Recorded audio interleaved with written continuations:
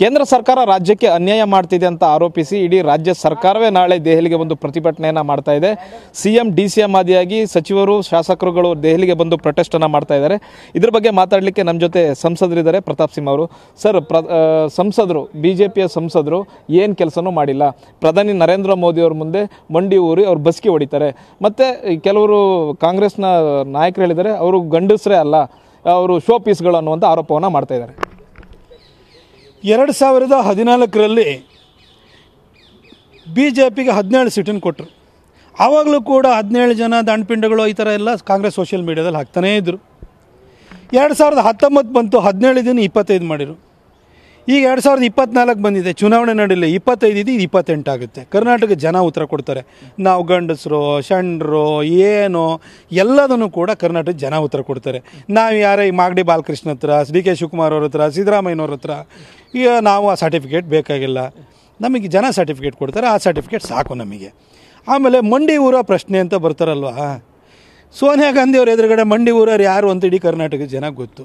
ಆದರೆ ಕರ್ನಾಟಕದ ಹಿತರಕ್ಷಣೆ ವಿಚಾರಕ್ಕೆ ಬಂದಾಗ ಅದು ಕಾವೇರಿ ವಿಚಾರ ಇರ್ಬೋದು. 2016ರಲ್ಲಿ ಕಾವೇರಿದ್ದು ಅಂತಿಮ ತೀರ್ಪು ಬರೋದಕ್ಕಿಂತ ಮೊದಲು ಕರ್ನಾಟಕದ ಪರವಾಗಿ ಅಫಿಡವಿಟನ್ನು ಕೊಟ್ಟು ಕರ್ನಾಟಕ 191 TMCನ ನೀರನ್ನು ಕೊಡಬೇಕಿತ್ತು ತಮಿಳುನಾಡಿಗೆ. ಅದನ್ನು 175 TMCಗೆ ಇಳಿಸಿದ್ದು, ಬೆಂಗಳೂರಿಗೆ 5 TMC ಪ್ರತ್ಯೇಕ ಕೋಟ ಕೊಡಲಿಕ್ಕೆ ಕಾರಣವಾಗಿದ್ದು ಮೋದಿಜಿ ಸರ್ಕಾರ ಕರ್ನಾಟಕದ ಪರವಾಗಿ ಕೊಟ್ಟಂಥ ಅಫಿಡವಿಟ್ಟು. ಆದರೆ ಹಿಂದೆ ಅನಂತಕುಮಾರ್ ಅವರ ನೇತೃತ್ವದಲ್ಲಿ ನಾವೆಲ್ಲರೂ ಸಂಸದರು ಕೆಲಸ ಮಾಡಿದ್ದೀವಿ.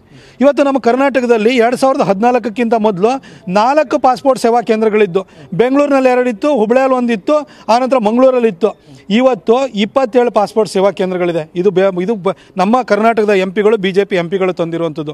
ಇವರೆಲ್ಲ ಓಡಾಡ್ತಾರಲ್ಲ ಬೆಂಗಳೂರು ಮೈಸೂರು ಹೈವೇ 10,311 ಕೋಟಿ, ಅದನ್ನು ಕೂಡ BJPಯ ಸಂಸದರೇ ತಂದಿರುವಂಥದ್ದು, ನಮ್ಮ ಮೋದಿಯವರೇ ಕೊಟ್ಟಿರೋದು. ಆ ಕೆಲಸ ಆಗ್ತಿರೋದು 1,70,000 ಕೋಟಿ ರೂಪಾಯಿದು ಕರ್ನಾಟಕದಲ್ಲಿ ವಿವಿಧ ನ್ಯಾಷನಲ್ ಹೈವೇ ಪ್ರಾಜೆಕ್ಟ್ಸ್ಗಳು ನಡೀತಿದೆ. ಅದನ್ನು ಯಾರು ತಂದಿರೋರು? BJP ಎಂಪಿಗಳೇ ತಂದಿರುವಂಥದ್ದು. ರೈಲ್ವೆ ಪ್ರಾಜೆಕ್ಟಲ್ಲಿ 500 ಕೋಟಿ ರೂಪಾಯಿ ಕೊಡ್ತಿರಲ್ಲ UPA ಸರ್ಕಾರ ಇರಬೇಕಾದ್ರೆ. ಈಗ ನಾವು ಹೆಚ್ಚು ಕಡಿಮೆ 4,000 ಕೋಟಿನ ಒಂದು ವರ್ಷಕ್ಕೆ ಕೊಡ್ತಾ ಇದ್ದೀವಿ. ಇದನ್ನು BJP ಎಂಪಿಗಳೇ ತಂದಿರೋದು. ಹೈಯೆಸ್ಟ್ ನಂಬರ್ ಆಫ್ ಟ್ರೈನ್ಸ್ ತಂದಿರೋರು ನಾವೇನೆ. ಇಷ್ಟೆಲ್ಲ ಒಳ್ಳೆ ಕೆಲಸಗಳಾಗ್ತಿದೆ. ಇವತ್ತು ಜಲ್ ಜೀವನ್ ಮಿಷನಲ್ಲಿ ಹಳ್ಳಿಗೆ ನೀರು ಕೊಡಿಸ್ತಾ ಇರೋರು ನಾವೇನೆ. ಅಮೃತ್ ಯೋಜನೆಯಲ್ಲಿ ಸಣ್ಣ Tier 2, Tier 3 ಸಿಟೀಸ್ಗೂ ಕೂಡ ನೀರು ಕೊಡಿಸ್ತಾ ಇರೋರು ನಾವೇನೇ ಕೊಡಿಸ್ತಾ ಇರೋದು. ಅದೇ ಮೈಸೂರನ್ನೇ ತೊಗೊಂಡ್ರೆ ಸಿದ್ದರಾಮಯ್ಯನವರು ಪ್ರತಿನಿಧಿಸಿದಂತಹ ಚಾಮುಂಡೇಶ್ವರಿ ಕ್ಷೇತ್ರಕ್ಕೆ ನಾವು ಇವತ್ತು ನೀರು ಬರ್ತಾ ಇರೋದು ಕೂಡ ಮೋದಿಜಿಯವರ ಅಮೃತ್ ಯೋಜನೆ ಮತ್ತು ಜಲ್ ಜೀವನ್ ಮಿಷನಲ್ಲಿ. ದಯವಿಟ್ಟು ನಾವು ಏನು ಮಾಡಿದೀವೋ ದಂಡಪಿಂಡಗಳು ಏನು ಅಂತ ನಮ್ಮ ಕ್ಷೇತ್ರದ ಜನ 2024 ಏಪ್ರಿಲ್ನಲ್ಲಿ ಉತ್ತರ ಕೊಡ್ತಾರೆ. ಅದನ್ನು ಬಿಡಿ ನೀವು.